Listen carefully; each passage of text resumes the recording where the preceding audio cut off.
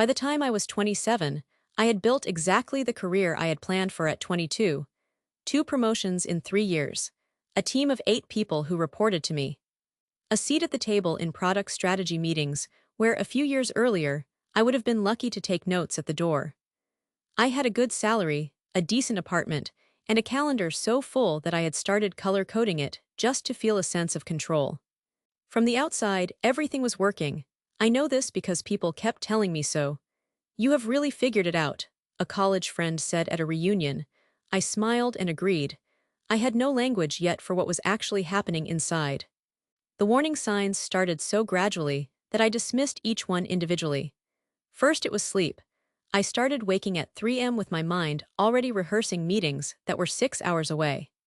I told myself it was just a stressful cycle at work, and it would pass. Then I noticed I had stopped looking forward to things I used to love. I had a playlist I had listened to for years on my commute, and one morning I turned it off after 2 songs because the music felt like noise I did not have energy to process. I stopped cooking on weekends, which had always been my way of unwinding. I canceled plans with friends once, twice, then habitually. Each of these felt like a small and reasonable adjustment. What I did not see was that I was making them all at once, every week, and the cumulative effect was that I was slowly removing every single thing from my life that was not work. The moment of collapse came on a Tuesday afternoon in November. I sat down at my desk to write a project update, a routine 2-paragraph email I had written versions of 100 times, and I could not do it. Not did not feel like it. Not was distracted. Could not. I stared at the blank document for 40 minutes. I closed my laptop and sat in silence for a long time.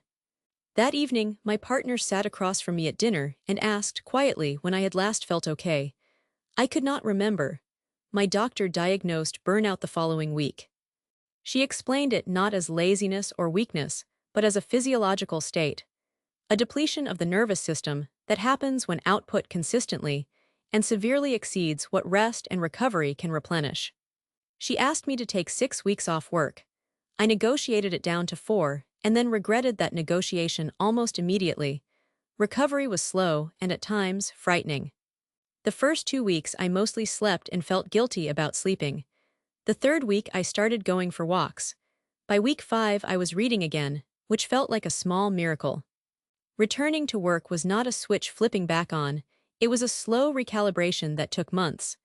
I rebuilt my relationship with work by setting actual limits. I started protecting evenings. I learned to leave things unfinished and return to them. I stopped treating rest as something you earned by completing everything first. The career survived. So did I, but only because I eventually stopped mistaking my output for my worth.